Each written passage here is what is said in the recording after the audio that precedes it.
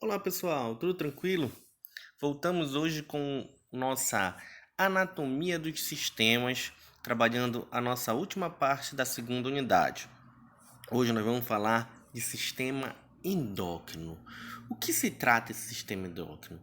Antes da gente chegar a falar um pouco melhor, a se aprofundar um pouquinho mais no sistema endócrino, a gente vai falar que ele é um sistema, junto com o sistema nervoso, que ele vai ser um dos principais sistemas de controle corporal.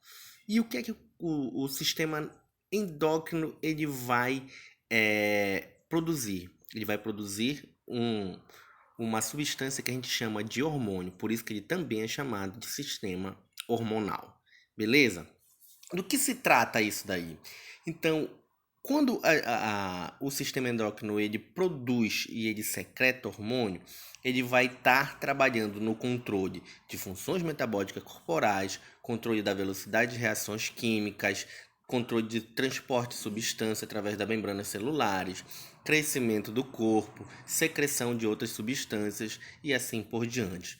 Então, vê o tamanho, a quantidade de funções, o tamanho de funções e a tamanha importância desse sistema para o nosso corpo. E a gente vai detalhar algumas glândulas e alguns órgãos que vão estar produzindo e vão estar secretando esses hormônios e falar um pouquinho desses hormônios para vocês e suas funções, principalmente importante para nossa área da educação física, tá?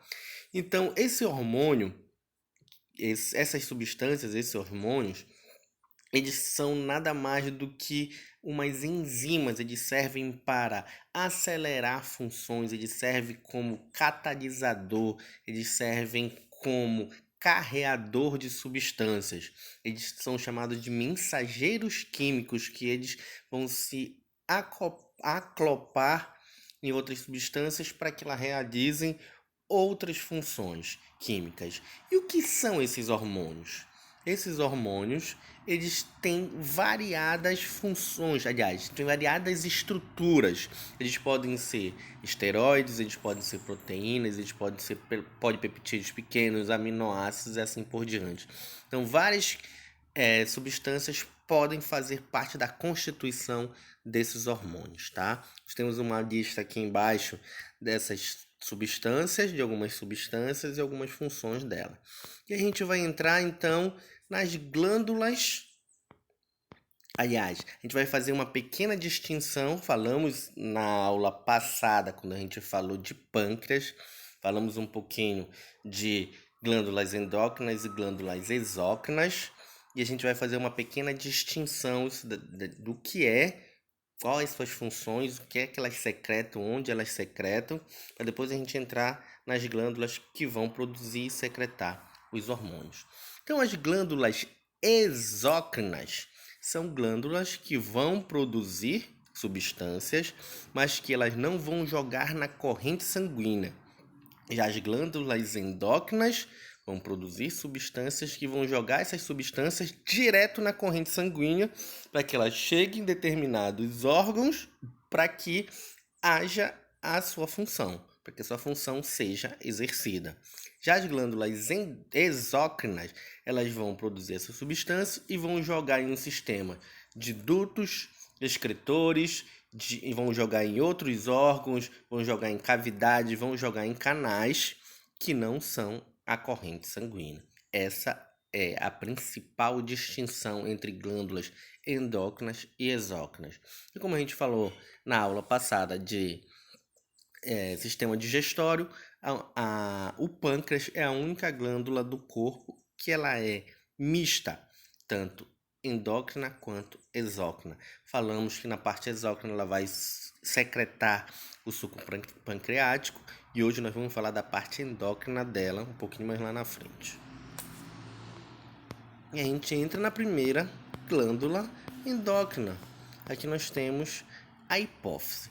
A hipófise ela faz parte do sistema nervoso e ela é uma chamada a glândula mestra do corpo. Por que isso? Porque ela vai, além de produzir hormônios, secretar hormônios, ela vai secretar hormônios que vão controlar também outras glândulas endócrinas.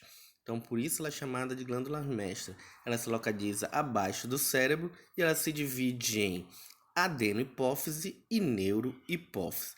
Essa primeira parte aqui que vocês estão vendo de azul, parte anterior ela é a adenohipófise e a segunda parte ela é a neurohipófise.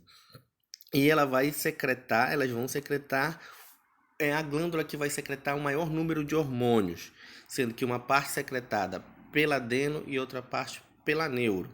E aí nós vamos ver quais são os hormônios secretados. Aqui nós temos os hormônios, tanto da adeno quanto da neuro. Na adenohipófise nós temos o hormônio folículo estimulante, que é o FSH, o hormônio luteizante, que é o LH. Nós temos a tirotrofina, que é o TSH. Nós temos adrenocorticotrofina, que é o ACTH. Nós temos o hormônio do crescimento, que é o GH, importantíssimo para a nossa área de educação física.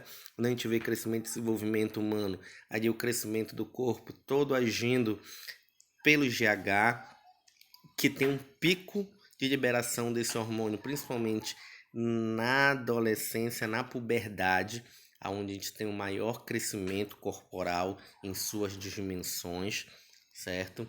E algumas pessoas usam também como um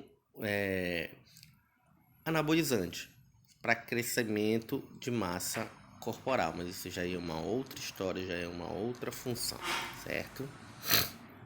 Nós temos também a neurohipófise, que secreta a ocitocina e o hormônio antidiurético. Engraçado que lá no ensino médio, a tia Maricotinha foi um dos primeiros hormônios que eu gravei. Por quê? História engraçada. Gostava de tomar minha cervejinha de leve. E sempre tive a curiosidade de saber por que quando a gente toma alguma coisa, a gente vai muito ao banheiro. Por quê? Justamente por causa desse hormônio, o hormônio antidiurético ou o ADH.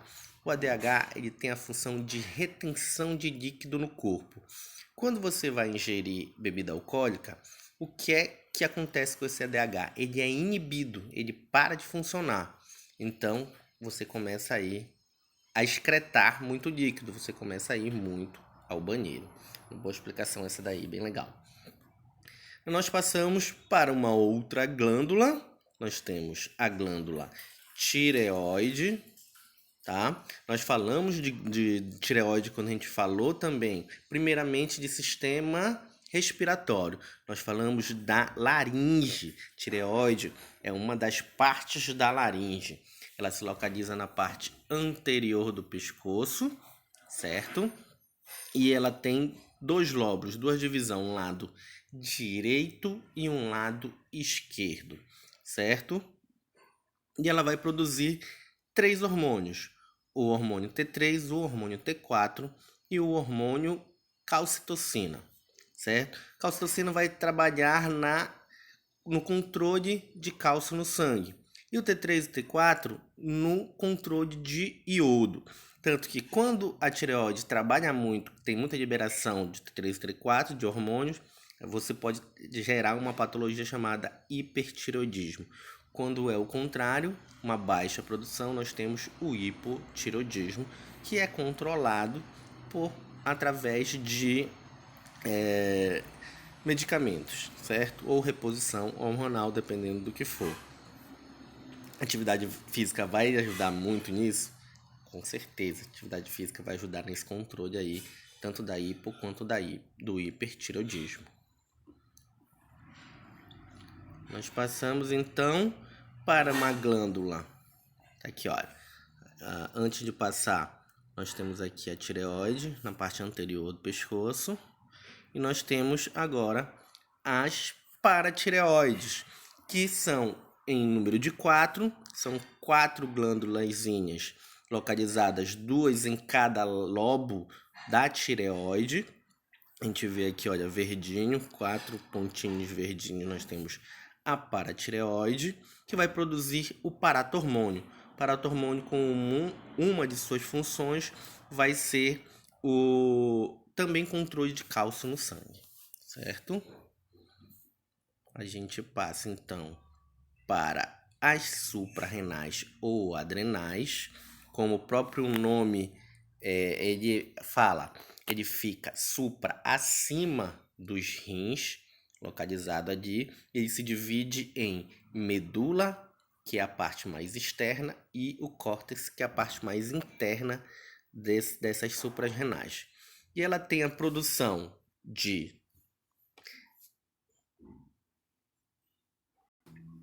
na parte medular, de adrenalina e noradrenalina, tá?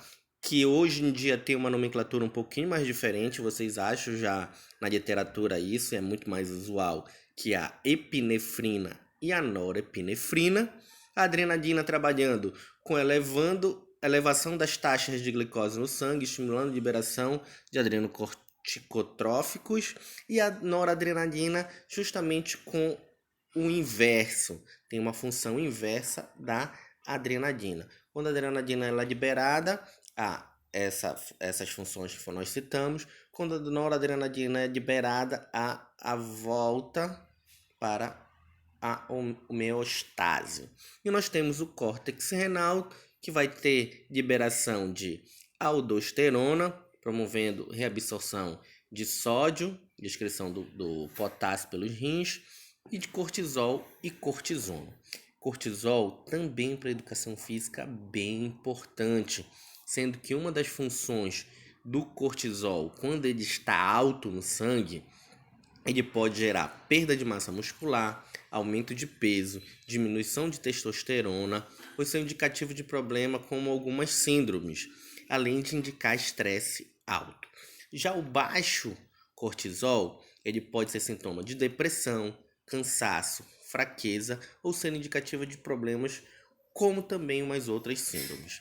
Então, o controle dessa produção de liberação de cortisol importantíssimo para o bem-estar do ser humano e também para o desenvolvimento da educação física, para o desenvolvimento de massa muscular, por exemplo.